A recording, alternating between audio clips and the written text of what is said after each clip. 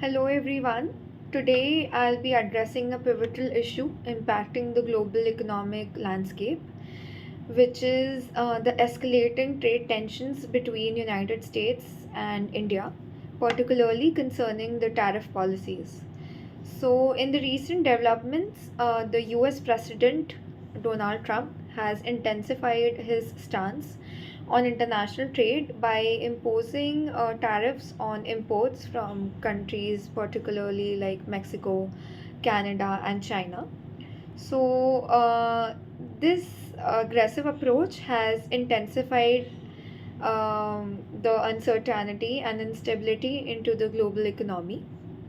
India, being a major player in the global trade, has also found itself in the crosshairs of these policies.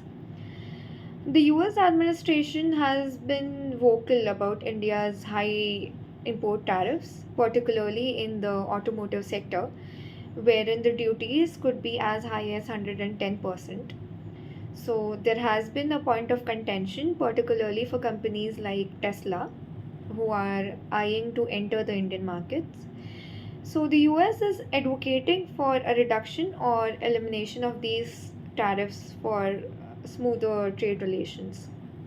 In response to these pressures, India is proactively exploring new incentives for its exporters and thereby trying to mitigate the risk from arising from the US or from the EU trade policies. The government aims to bolster sectors like automotive and agriculture, which are vulnerable to external tariff threats. These measures are part of a broader strategy to enhance the export competitiveness and diversify trade relationships and partnerships. Furthermore, the finance minister of a country, Nirmala Sitharaman, has announced forthcoming reductions and rationalizations of the GST rates. This initiative also seeks to simplify the tax structure, making it more conducive for its business and aiming to attract global companies by creating a more favorable tax regime or a more favorable investment climate, to say. So, the crux of the matter lies in balancing national interest with the imperative of global trade dynamics, which was also the case during 1950s when our country got its independence and was at crossroads as to meeting the self-sufficiency and also meeting the demands of the current population at hand by minimizing the imports of the most important consumer goods.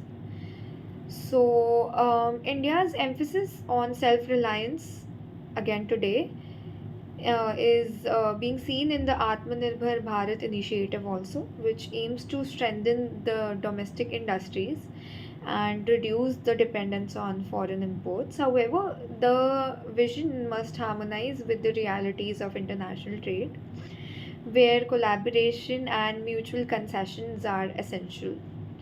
So, as these events unfold, it is imperative for policymakers, industry experts, the leaders, the stakeholders to engage in constructive dialogue, ensuring that the protective measures do not hinder the economic growth of our country.